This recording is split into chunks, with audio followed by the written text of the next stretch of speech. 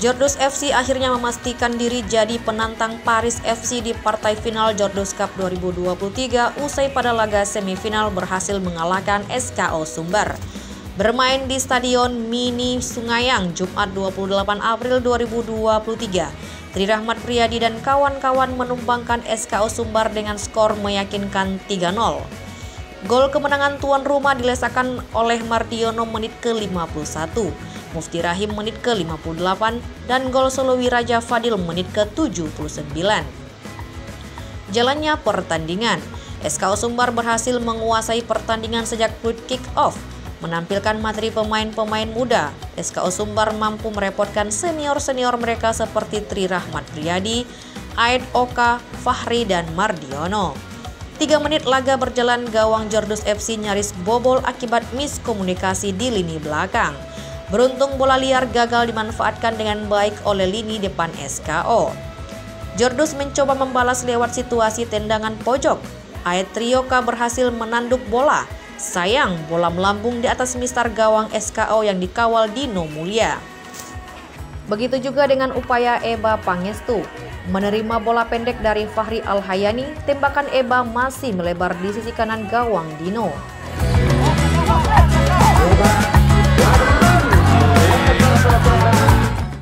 Tak mau tertekan, SKO balik menyerang, mengandalkan bola-bola pendek dengan kombinasi pemain sayap.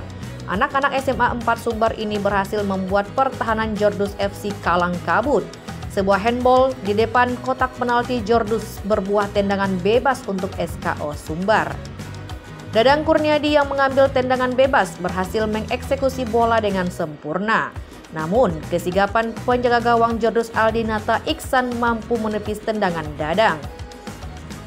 Begitu juga halnya dengan usaha percobaan Rui Angelo. Sepakannya dari dalam kotak penalti mampu ditepis Aldinata Iksan. Sementara itu, pemain muda Jordus FC Mufti Rahim mencoba untuk jadi pembeda pada laga ini. Sebuah sepakannya pada menit 34 masih melambung di atas gawang SKO Sumbar. Akselerasi Mufti berkali-kali mengancam pertahanan SKO, tetapi taktisnya organisasi pertahanan SKO mampu meredam serangan Jordus FC sampai turun minum kedudukan imbang 0-0.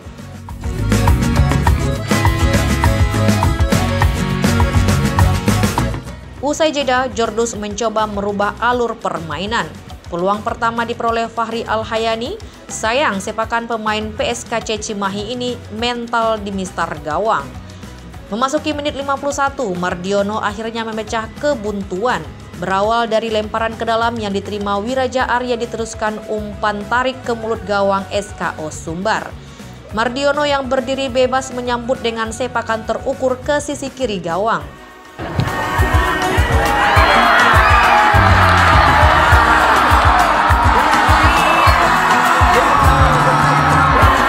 Unggul Jordus FC di atas angin, SKO Sumbar Selection goyah. Pada menit 58, tendangan penjuru Eba disambut sundulan Aed Trioka yang diteruskan oleh Mufti Rahim. Jordus FC unggul 2 gol.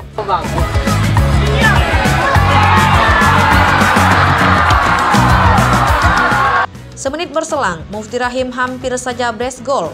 Sundulannya membentur tiang gawang dan keluar. SKO Sumbar tertekan, lagi serangan yang dilancarkan Dimas cepat dipotong Imam Maulana Syaputra. Memasuki injury time, Jordus FC masih terus mendikte SKO Sumbar. Di menit 79, Wiraja Arya Fadil menciptakan gol ketiga. Penetrasi Wiraja dari garis tengah lapangan dengan cepat berhasil masuk ke area kotak penalti SKO Sumbar. Tendangan menyusur yang dilepaskan Wiraja menipu jangkauan Febra Irfan yang menggantikan Dino Mulia Putra.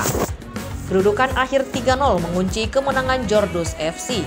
Sehabis laga, Fahri Al-Hayani gelandang Jordus FC yang bermain sangat mobile sepanjang laga didapuk sebagai man of the match.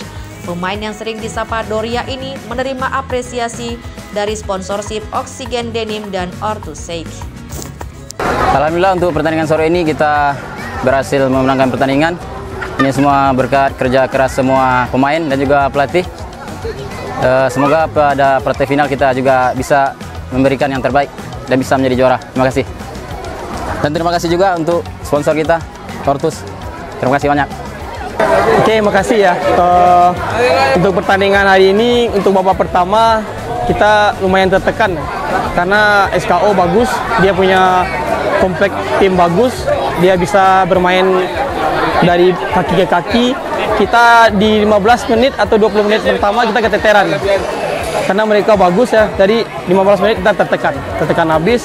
Jadi pas babak kedua kita mulai ganti pemain.